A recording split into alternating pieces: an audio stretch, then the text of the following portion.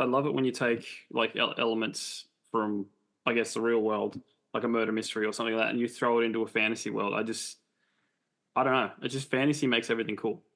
You know what I Yeah. mean? You know? And I've always been a murder mystery reader. Like I love Yeah, reading crime novels, and I love the yeah, short, sharp, punchy yeah, kind of, and the reaction that you get at the end yeah, from seeing something through to the end. Like even shows like Midsummer Murders and stuff. Like yeah, I love that stuff, you know. yeah, And I really wanted to inject this epic fantasy world with that kind of yeah, storyline. Yeah, yeah. Someone, if anyone's out there, someone needs to make a show like Psych, but in the fantasy world. Like, that would be you know, cool. Yeah.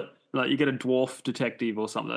It's just that sort of thing's cool. It's just even with horror, I'd love to see a horror in a fantasy world. Like, Oh, a horror in a fantasy world yeah, is yeah. it's so easy to bring fantasy world elements into our world and make horror. I mean, Supernatural is a fantastic show for 5 seasons. Just saying, um, back in their monster, early monster days and stuff like that. Awesome stuff, but let's reverse it. Like Yeah. you know, you know, Yeah, yeah, like there is a 100%. world where there's all these creatures. Why not Take advantage scare of it. us in there? And I find other mediums do this really well. So if you look at video games, Yeah, something like Elden Ring, right?